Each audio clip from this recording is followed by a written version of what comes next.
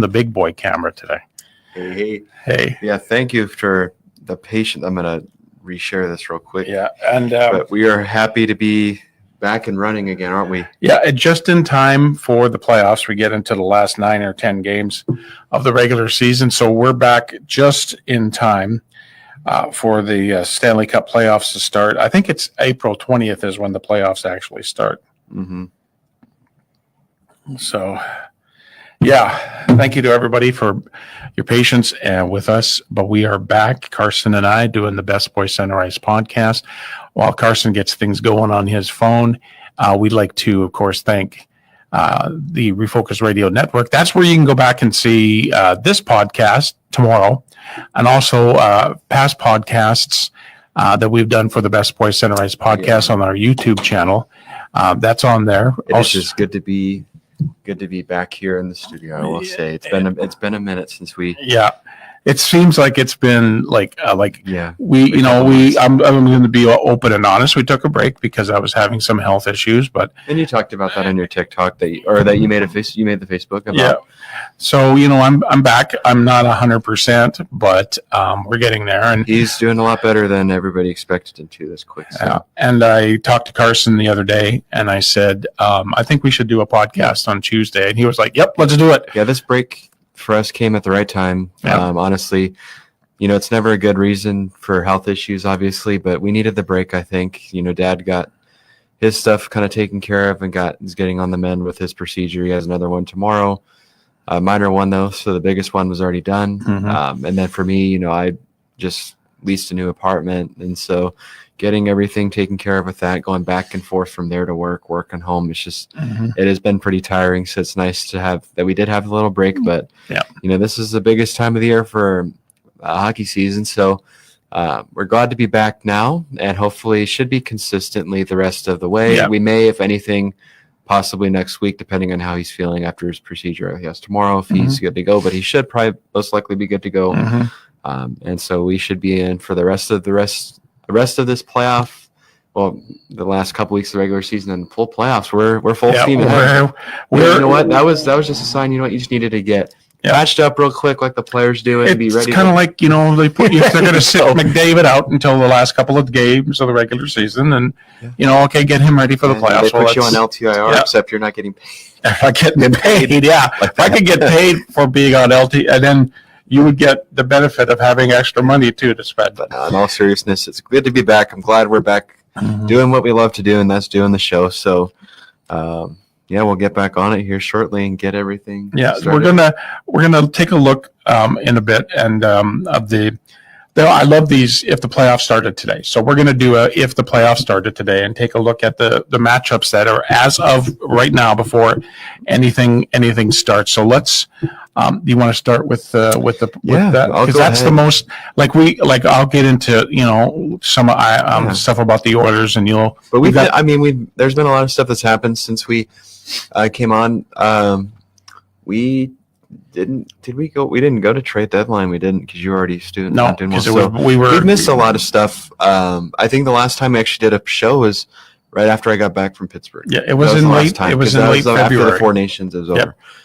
So it's been a little bit, about a month since we've been here, but we'll go ahead and I guess I'll get us started with the Penguins stuff. So just a little refresher. We do the updates on our two teams, Edmonton Oilers for him, Pittsburgh Penguins for me, discuss kind of the events of the team recently, and then after that we normally get into stuff about the league, what's kind of happened in the league, obviously the playoffs coming up, so the potential matchups and who we maybe think is going to take the crown this year. But I'll start for the Penguins. So, this season in general has been pretty tough for them. Haven't really been able to get much of anything going the whole time. They win a few games and then they lose some, and it's just up and down. The whole Jari thing being sent to Wilkes-Barre for a while, and he hasn't done awful since he came back, but he has had some couple stinker games. With about 7 games left in the season now, the Penguins most likely aren't going to get in the postseason for the 3rd straight time.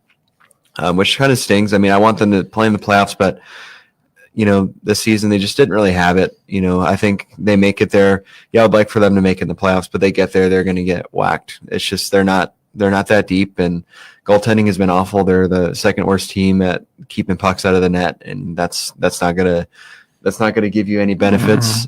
So you know what? I'm all okay with the Penguins missing the playoffs. They need to retool and get a bit better. But they still got, I mean, they still have it in them. They've shown sparks where they can be that team. It's just consistently being there.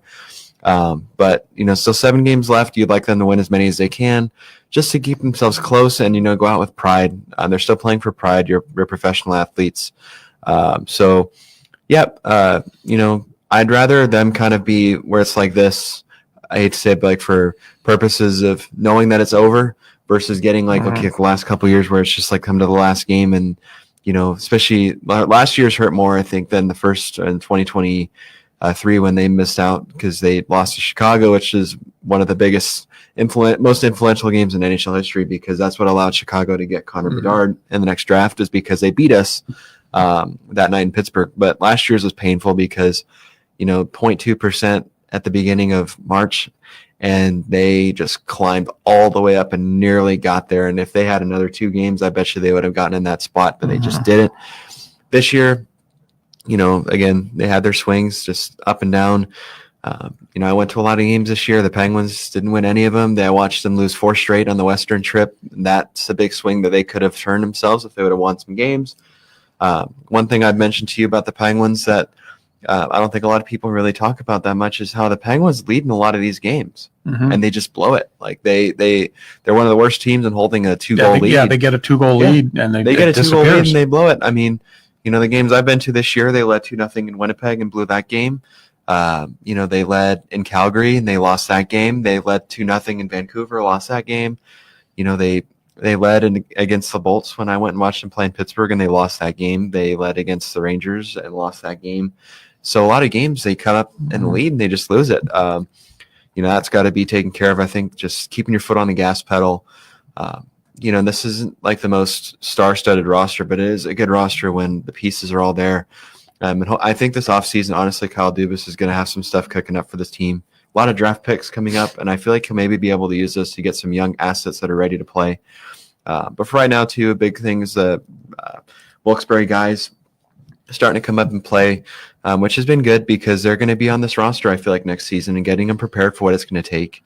And they need to get that experience. The only way you learn is by playing. One thing that did happen this last week, pretty cool, Sidney Crosby, big milestone. Finally, I was ready for it.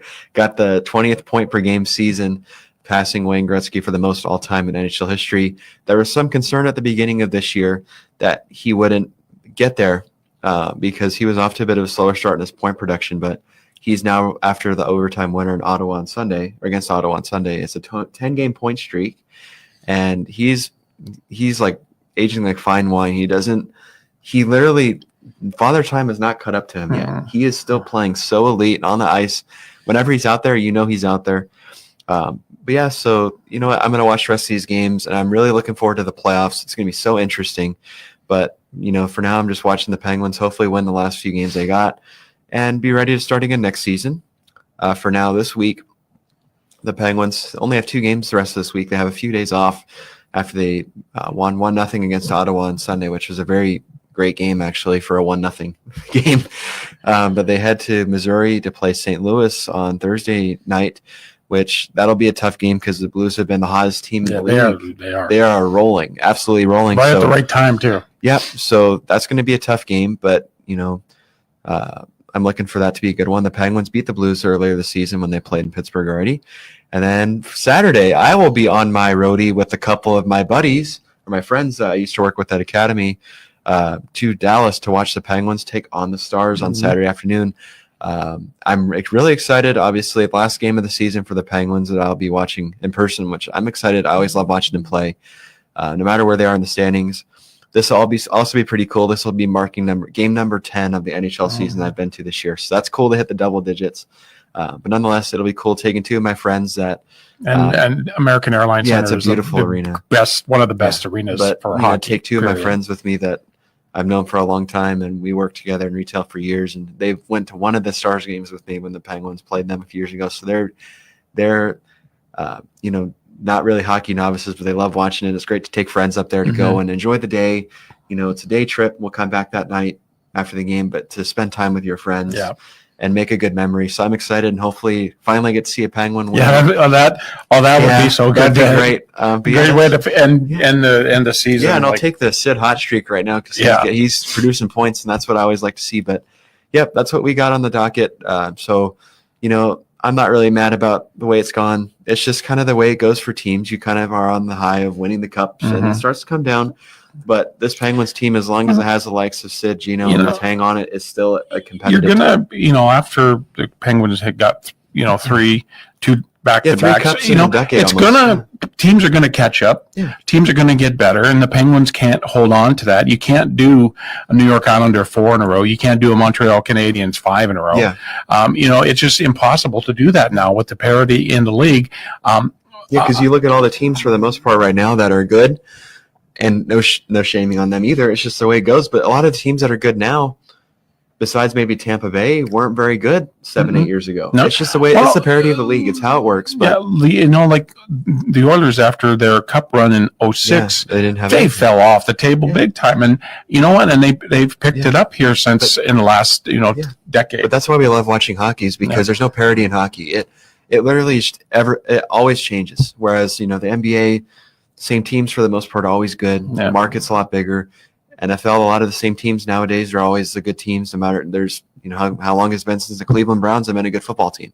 It's stuff like that. But the NHL, you have stories every year that just that make it up. Look at last year, Vancouver Canucks. Yeah. All right, and then now this year they're probably not going to make the playoffs. The Rangers probably. Boston second last in the conference. Boston's not good. So you get teams who are like, you have Boston and New York who were at one time recently President's Cup winners, and now they're not making the playoffs. And you got young guys like the St. Louis crew that's coming up. Minnesota's going to come up. You've got even Utah Ottawa. A couple years. Yeah, Utah, Ottawa is Montreal, coming back. Possibly Montreal. So you're getting a little bit, and you're still getting some of the old blood, like the Oilers and the Panthers and the Bolts, but you're getting the new teams. And Washington, afafter barely squeaking in, and then the first team to qualify, and going to probably get the East. Even the teams that are going to be the wild cards, they're not going to be any pushaways. These are going to be good teams. But last thing on the Penguins, and we'll jump to your Oilers stuff. I got to give Kyle Dubas a lot of credit, though. Honestly, for what he came into when he got here, he has made some great decisions and gotten a lot of assets, and as well younger guys for basically nothing. Like Thomas was a great addition. So far, Timmins and Dewar from Toronto, when we only gave him a 3rd or 4th round pick in the Boston deal with Carlo and stuff, that's been great.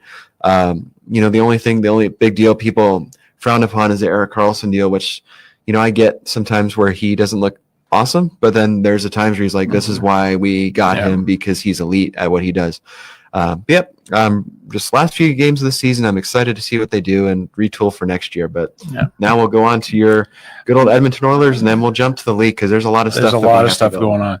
So the Oilers, as we head into tonight, they are third in the Pacific Vegas tonight, right? Yeah, in Vegas tonight. They're third in the Pacific, a couple of back of the Kings. So the Kings and the Oilers are going back and forth. The Knights are like 9 points ahead of the Oilers. So you're basically playing for second. Yeah, you're playing for home ice in the first round between Edmonton and LA. Be the 4th year in a row that Edmonton and LA play in the first round. So that's become a pretty good rivalry. So right now you're not going to catch Vegas.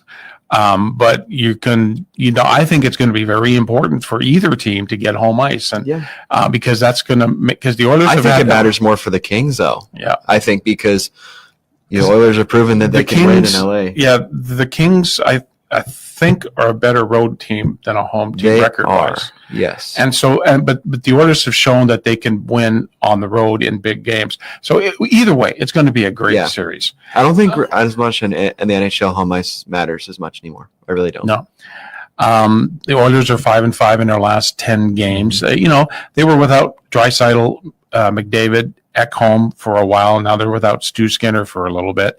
So you got 3 of your big guns out, and they held the fort. The others, as you know, they held the fort. Draisaitl comes back against Calgary and gets like that was two goals and an assist, including the OT winner. I told you, when I saw him galloping in the zone in the third, I'm like, oh, that's going. See, that box going. Draisaitl is there's been he's been accused in the past of being a lazy skater. I've seen this guy all year, just like really his strength on the puck. You can't get him off the puck when he's in the zone. No, the puck finds him. He puts his back to somebody, and you can't get him. He's just so wide. The puck finds his stick. Yeah, and like I told you, when he scored that goal, ping. it was perfect. And I'm not just saying this because he's probably my favorite player on the team, for my favorite team. But if he doesn't get MVP, at least one of the close, because he proves every night. It's either going to be him or Hellebuck, I think. Yeah, and I think Hellebuck has set a record for wins. I mean, he's at 40 something. 42. Already. He's like 42, 10, and 3. He's like at a crazy number. So I just think, Draisaitl won the MVP in the COVID bubble year. But I think he legitimately deserves it. Because now you think when you're playing the Oilers, you used to just be able to control Connor McDavid, and that was it. Now, what do? You got to control. But even Leon the other guys Draisaitl. too. You've had the people like Pod Colson who stepped in and looked really good and like a force to be reckoned with. But yeah, this isn't the Connor McDavid show anymore. This is the Edmonton Oilers. The only concern I feel like from an outsider point of view that I have, and you probably agree with this, is Bouchard's defensive lapses at points and Stuart Skinner's just inconsistency. I mean, now he's hurt for a little bit. He's out. You're hoping he comes back and that he's back to being the playoff Stu he was last year, but he's just been inconsistent, I feel like sometimes. I totally agree. Bouchard has been a defensive liability. That's why not having Ekholm in the lineup since the Four Nations, it's been tough. Klingberg has come in, but he's injured. I'm not 100% sold on him. I don't think he'll be really. I think he won't. I mean, he's been hurt for a while. Wheeler is good. I think he's been a good addition on the point for the Oilers. Do you think? I mean, we've talked about this before, but I could see the Oilers moving on from Bouchard after this season, trying to get something because he's still worth good. Because this is, I think, his contract year is he's still worth good money. I mean, he's still worth something. Yeah, this year he's under contract for next season. They'd want to extend because then they can get him for whatever. So McDavid, I heard slated. They're going to hold off on putting him back in the lineup until the last few games of the regular season, just to get some game time in. I think too, like when it gets closer, if the Kings end up jumping further ahead, you consider resting Dry too, and just get him ready. Yeah. The only thing that you keep him in for is if he can get to 60 goals. Yeah. But I mean, I don't think he really cares about that. He's trying to win a cup. He's at 51. I think he's going to win the Rocket Richard for the first time for the most goals. But like I said earlier, Draisaitl is proving to be an MVP. And again, Kings Oilers first round matchup, fourth year in a row. It's funny because the Oilers have beaten the Kings in 7, 6, and 5 games. It's not going to be 4. I'm going to tell you that. It's not going to be 4. It's going to be that 6. This is going to be the Kings' best shot to beat the Oilers is this year. This is going to be the best shot because the Kings have looked really good all around the lineup. They score a ton of goals, and their goaltending has actually been pretty good this year. I think, and then the key is for me, and I was thinking about this earlier today, if Evander Kane can come back in the playoffs, that's going to be a big boost for toughness.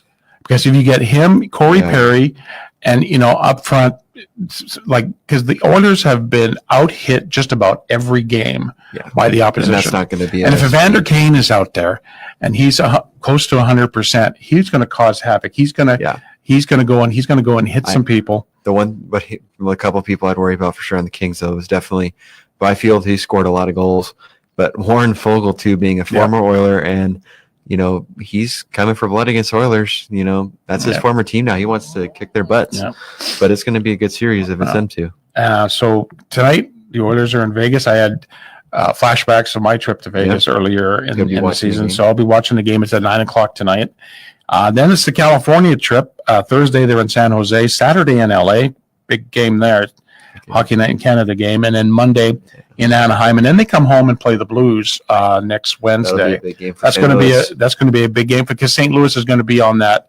They're in. I think they're in the second wild card spot right now behind Minnesota. But I'm assuming they'll be on a Western Canadian trip. Yeah. So now we're going to get into Okay. the playoffs as if. Before we get to the playoffs here, because we brought up something, we still have about 25 minutes anyways. We have tons of time. That you brought up to me. There's a few topics I do want to talk about that happened, and then we'll get to the playoffs maybe for the bracket and what we think is who's gonna win. So you brought before you get going, I want to say hi to Thomas, Claude, Greg, and Sylvia are all joining us tonight. Today. Appreciate it.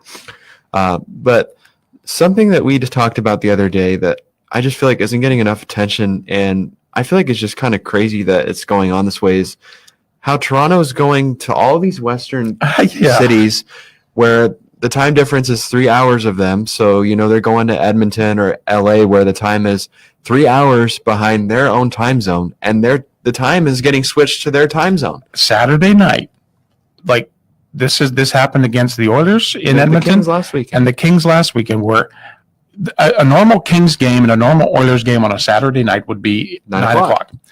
That would be the back end of the hockey night in Canada.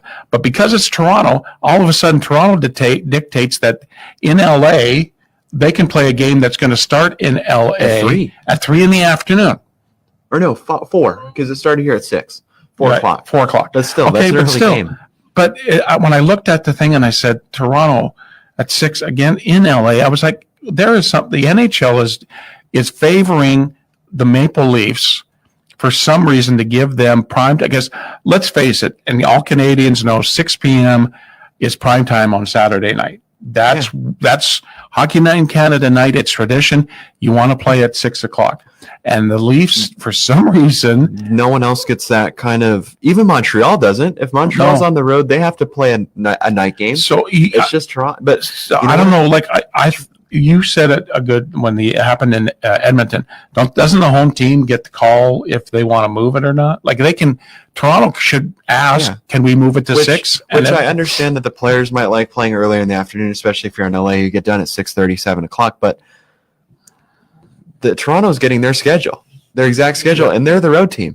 So then what they should do then is have every Eastern team and Western team play at 6 o'clock every game. Yeah. And not have any 9 o'clock starts anymore, because it's an unfair advantage where Toronto's getting to play on their own time stamp, whereas everybody else doesn't get to do that. The Edmonton Oilers, the best Canadian team, don't get to do that. They don't have the luxury of getting to do that when they go on the road. They have to play these wacky schedules instead of, if they're going to the Eastern side, they don't have to play they're not playing at 9 o'clock. They're playing at the Eastern time. Yeah. But for whatever reason, Toronto's getting the benefit of the doubt there. And all I have to say on that is, when's the last time the Leafs have won a Stanley Cup? Yeah, 50,000 years ago. Yeah. So, I mean, it doesn't. To me, it's ridiculous that they're even getting away with that. I understand in the playoffs, obviously East and even when it gets to the Cup final, you're going to put it on a primetime slot because people are going to watch that game. Mm-hmm. That's the only game going on. But this is a regular season, and they're somehow getting to play all these Western teams at 6 o'clock. Yeah, on their time. On their own time. It's crazy to me. Yeah. But anyways, on to the next one. The big thing that happened too, that's just been so hard for me to get used to, is Brad Marchand to the Panthers now. When he skated out that first game in Florida, I was like, I'm sorry, that's like, this does not look right. I can't believe that the Bruins did that. Yeah. I mean, they gave him for nothing, a second rounder. Yeah. That's all they got. I don't think Marchand will stay in Florida, though. I don't either, but I wouldn't go back to Boston because they've just thrown him to the curb. No, I think he's going to find his spot that he wants to be in. You know where I could really see him going to? Edmonton. Mm-hmm. He would be a good fit. He could be a second liner on Edmonton. Yep. I could see him going to Edmonton. I could also see him going to Dallas, but Dallas is already loaded up so much with the Rantanen and stuff. But I don't think he's staying in Florida either. But I would like to see him in Edmonton. Holy, that'd be awesome. I mean, you guys, as much as he's a pain in the butt, he is a very good hockey player. Look at what the Oilers used to say about Corey Perry. Corey Perry is a great pain in the butt, and it's great to play with him instead of against him now. And it's the same with Marchand. Yeah, it's the same with Marchand. This was I found interesting. I saw just a blip yesterday online that they've said Brady Tkachuk is the worst captain in the NHL. I don't agree. I think Brady has helped bring that organization in the playoffs. Well, you know who I think the worst captain in the NHL is Austin Matthews. So I looked at that and I went, it's the internet. It's like people just say whatever they want to say, but I don't think Brady Tkachuk is the worst captain. I think he's brought that team into playoff contention. No, I mean, I don't. We've said it before. We don't think Matthew, and it's not just Leafs hate. I'm telling you, it's not. But he's not a good leader. He's not a leader. And if you had to say, besides, okay, we'll take out Sid and maybe McDavid, because those are our guys. If you took a look at that, who do you think is the best captain in your eyes in the NHL? If you took a guess. If I took a guess at right now, the best captain besides from our teams, Barkov. Okay. In Florida. Maybe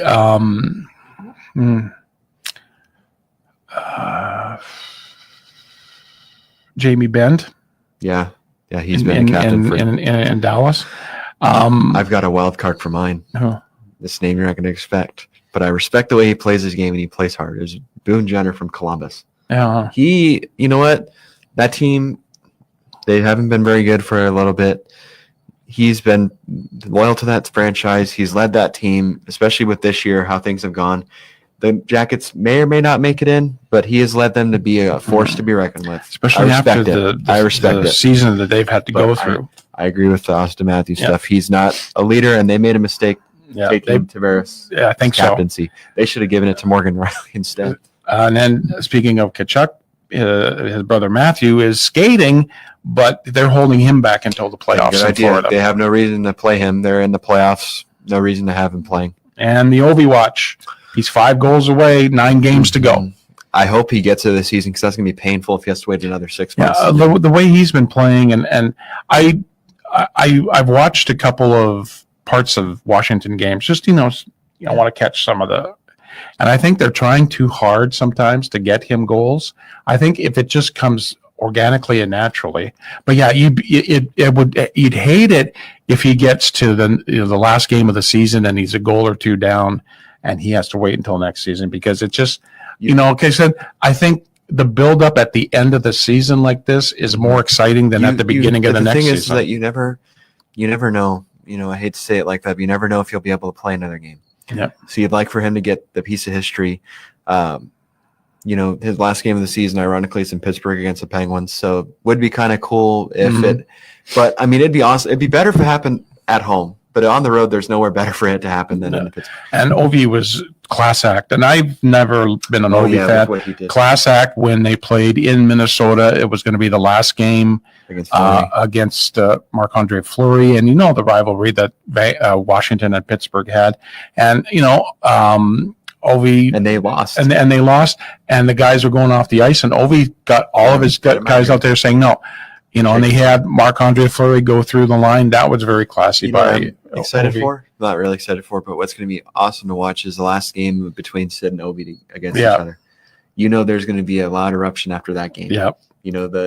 That was this era of hockey. Yeah. Really? That's what started it. It's Ovi and Crosby were like every era's had its, guys like, your day was Lemieux and Gretzky. Yeah. And then that transitioned to this era, and now we're getting to the Bedard, Celebrini era, and guys like that are coming up. And McDavid, Crosby. Yeah, McDavid obviously getting transit, but it's just that was cool. That was very cool on Ovi's part to do that. And Deb, Tim, and Matthew also joining us tonight. The bracket that we have for now. Let's skip by that for now because obviously it's not concrete and it's going to change. Now, he just put it away from me. I did. Who do you have coming out of each conference, and then who do you have winning the whole Stanley Cup? And I know this is tougher for you because your team's in it, but think logically what you feel. And everybody says you pick with your head or you pick with your heart. Okay, I'm going to start in the Eastern Conference because that's the easier one for me. I still think I got to put my money on Washington right now. Florida, it's going to be the Eastern Conference Finals, Washington and Florida, but I give it to Washington because it's one of those things where they went from barely squeaking in To to being the first team, maybe. being the first team in. Now, in the West, you know what my heart says. My heart is the Edmonton Oilers. But I can't help but look at the Winnipeg Jets as being not just because they could fall apart like they did in the playoffs last year against Colorado, but that team learned a lesson from that. And if you got a guy by the name of Connor Hellebuck in your net, and I just think with my head, you got to look at Winnipeg at coming out of the Western Conference. Now, it could be Winnipeg and Edmonton. The way you think. Yeah. That is a very good thought process. Yeah. Winnipeg just seems to be that juggernaut unless something happens to their confidence. Well, I mean, it happened last season, really. Yeah. Because they fell apart and Hellebuck didn't stop anything. They'll play, the second wild card in the first round, which right now would be St. Louis. You could get St. Louis coming and surprising them. But I just don't think Winnipeg is going to fall apart like they did last year. Now, Alrighty. So my prediction, I think, coming out of the Eastern Conference this year, we're going to roll it back in time a little bit and go right back to Tampa Bay. The Bolts. You know what? They've done a really good job this season. They have looked so freaking good. Vasilevsky has looked back to peak performance. Jake Gensel going there has been a great move for them. Him and Nikita Kucherov, bang, bang, bang, bang, bang, like back and forth. And I just don't see anybody stopping that team. Their four lines are just rolling, and that's going to be hard. And Vasilevsky is one of the best goalies in the world. I mean, it's going to take a lot to beat them. If I pick anybody out of the East to beat them, I think it would be their cross-state rivals in Florida and the Panthers. I don't like to say anything about Washington because I don't hate Washington. I truly don't. But I think that that's going to be more of a pretender thing. I don't think they're going to go very far. I think they're going to make it, and it's just going to fall apart. I feel like they might win a round. It won't be like last year where they just got embarrassed by the Rangers. But I don't see them doing much. I just don't think that they have the experience yet. They have Ovechkin, but the other guys haven't experienced. No. And I think if you play like a team like Florida who has experience, that's going to wear down a little bit. But you never know. That's what makes hockey so great. But I have Tampa Bay out of the East, out of the West, out of the Western Conference. Much like you had with Washington, I also think Winnipeg's going to be a team that's going to fall apart. I look at Winnipeg. I like their team. They're a good team. I just don't see that being a team that wins a Stanley Cup. I don't. They're so centered around Hellebuck that if he is off his game, he could have two bad games. Right. Well, it happened against his Avalanche last year. Normal Hellebuck, they probably win that series, but he wasn't on his game, and they got beat. They got crushed. I think you play a high octane team like the Avalanche or the Oilers. That's going to be hard. That's going to be really hard. And the playoffs are a different animal. All respect to Winnipeg. I'd love it for the city if they won because they deserve it, those fans. And it's having family that's by there. But I think out of the West that it's hard to say Dallas isn't going to because they loaded up. The only thing that's kind of looked a bit off is Rantanen hasn't looked amazing there, but that's still such a good hockey team. And we love Otter. Yep. He always shows up when it matters. And honestly, DeSmith's been really good as a backup. But I'm going to make so many people proud and happy because how could I not say Edmonton? I mean, come on. Not just because they're your team and my family loves Oilers, but Draisaitl's been on another level. McDavid having a bad year is still going to get over 100 points. Should he play any more games this season? All four lines are really good. Defensively, I feel like they have some work they can do, but I really think that when it matters, they're going to show up. And we've seen playoff Stu Skinner come in there and perform. I really think that he's going to come back from this injury and be good. The Oilers are just offensive juggernaut, and that's what it takes from them is they can score. And I have them coming out of the West. Now, the team I have them beating to get there, also a wild card because we don't know exactly what the format's going to look like, but this is saying the format lines up. I think that the Western Conference Finals is going to be an old-fashioned battle of Alberta. Calgary and Edmonton. You know what?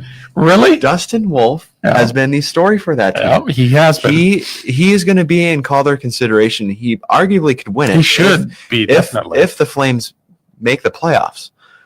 That team plays so hard, and it's so freaking tough to beat them and get anything going against them. And you go into that crappy old cemented barn and the Saddle Dome, and those fans are loud there, and they love their Flames. And it would just be great for the sport if we had a battle of Alberta. They're beating the crap out of each other. You've got 3 or 4 fights a game. Yep. That's what this game needs, and I think that the Edmonton Oilers and Calgary Flames are going to play in the Western Conference. Wow, that's a bold statement. What do you feel about that? I'll take it. I'll take a battle of Alberta in the Western Conference Final any day. I think the only team that's going to be a concern to that is Dallas. I mean, I would love if the Oilers and Stars played again against each other, but there's just so many good teams in the NHL. Even the Blues. Okay. So, who would be your team that could be the scary team that could? Oh my God, they're not supposed to do this, and they're not supposed to get to the third round. Toronto. Maybe. I mean, yeah. Is there any other answer? Yeah, because all the other teams in there pretty much have. Mm-hmm. The Panthers just won a Stanley Cup. The Oilers made it to the Cup final. Bolts just won a couple Stanley Cups. Dallas has been to the Western Conference Finals a couple of years in a row. Right? Washington not that long ago won a Stanley Cup. Mm-hmm. St. Louis just won a Stanley Cup a few years ago. Calgary's made it pretty far in the playoffs before. Who else am I missing from the East? I'm trying to think of. Carolina made it to the conference finals a couple times. The Devils, not really, but I don't expect much out of the Devils. To be honest, Jack Hughes is out. So, I mean, that's brutal for them. Hard. That's very hard for them.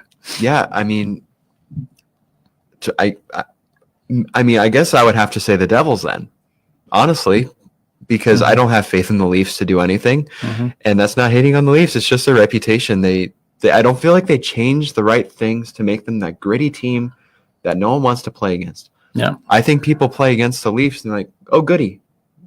We get to play them. Yep. Like we're going to get it. They're not like the 600-pound gorilla. Yeah. And I think the Devils, Markstrom, if he can play like he can, he's a great goalie. One team, I think out of all of them, honestly, that's going to really fall the most, I think, is the Carolina Hurricanes. Mm-hmm.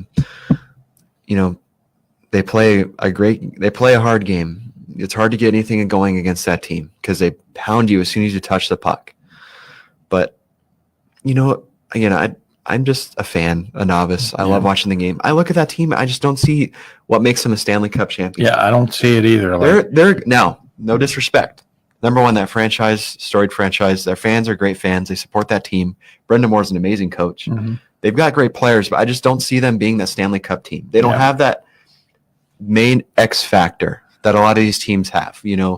I could go down the list. Every team basically besides them has that X factor. You go McDavid, McKinnon, you go I don't know, for Dallas, Robertson, Hintz, how many of those guys have they got like that? Kucherov for Tampa Bay, Dustin Wolf is Calgary's ex-guy. Same with Winnipeg, they got Hellebuck, and Ovechkin with Washington. Even Heischer with the Devils. If Jack Hughes were in there, it would be Jack Hughes. I look at the Canes and I'm like, who is their X factor? I don't know who that is. Yeah. They've got a ton of great players like, Jarvis, Aho, even Slavin, great defensive player, best defensive player in the league, in my opinion. But I don't see that X factor that makes the difference. Yep. And that's what every team needs, is that X factor. Now, I could be wrong. That's what makes the sport so beautiful. I don't want to be wrong. Well, I wouldn't care if I'm wrong, but that's what I think. Yeah.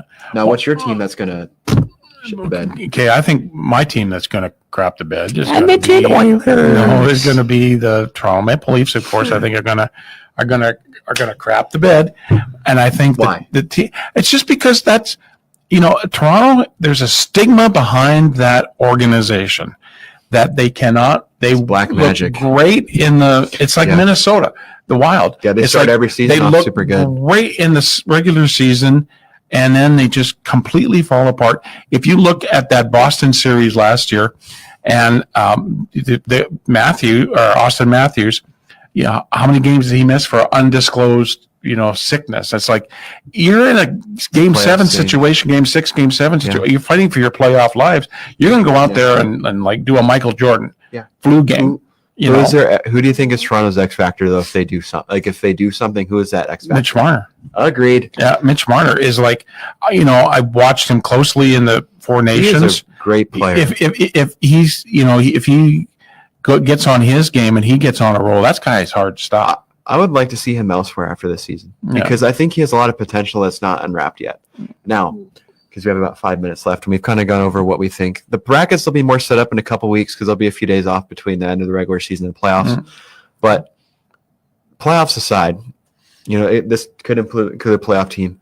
Who has been your most disappointing team this season since we're basically in the last corner? Oh, Nashville Predators. Okay.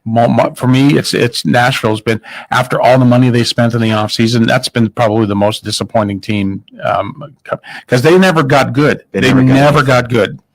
I think they were one of the only teams besides, San Jose, Chicago. It was San Jose. Well, in the bottom that didn't have, at least wasn't in a playoff spot. Yeah, it seems like Chicago and San Jose are building. You expect them to be in the bottom. I will say the Sharks have been a fun team. Yeah. Now you know who mine is? Who? The Boston Bruins. Yeah, they have. You know what? They had so much going for them, and they blew it. I mean, it seems like up to this point they made the wrong decision in getting rid of Linus Ullmark and keeping Swayman. I mean, I'm no dig to him either, but that was such a great tandem, and for whatever reason they broke it up. They got rid of Marchand, and I'm hoping he doesn't go back there because they threw him like he was nothing. Yeah. Pasternak's there, and he might want to go somewhere else because he wants to win a cup, and he's been there for so long. This was their last chance, and they blew it. Yep. Bad. And now the Boston Bruins, in my opinion, are going to be an awful team for a while because Don Sweeney didn't build them very well, and he didn't anticipate any of this kind of stuff happening, made the wrong moves. Boston's going to be, I don't think, very good for a while. No. But that's been tough.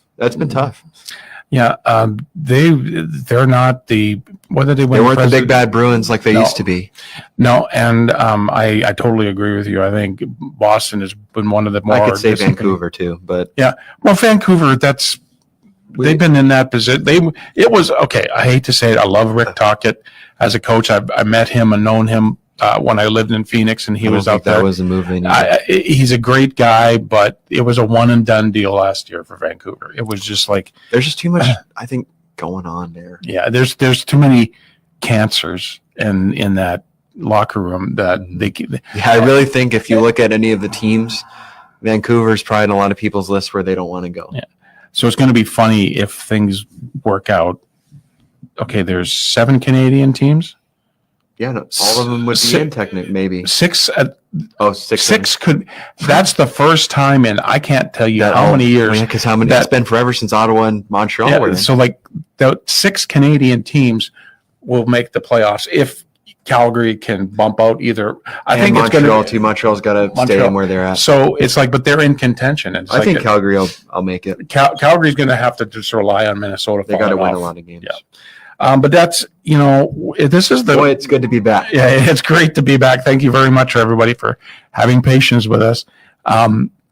We're gonna kick this thing into high gear when the playoffs go. But who's ready for some playoff?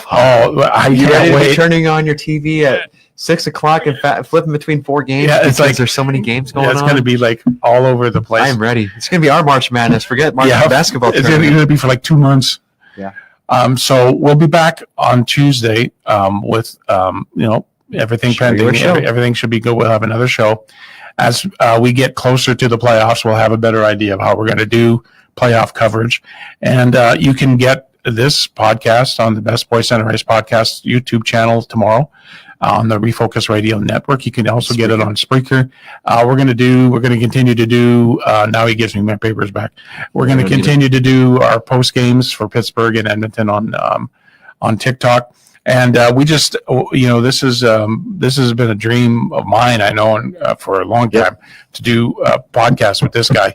And, I've said it before and I've said it for years. He's probably the best hockey analyst I've heard and seen the best. And I think this guy is the best hockey analyst because unlike me, he doesn't have his papers. Yeah, if I it's all in his head. He doesn't even go to his phone and do anything. It's all right in there. The encyclopedia. So we really appreciate everybody who joined us. We had a bunch of people joining us today. Yep.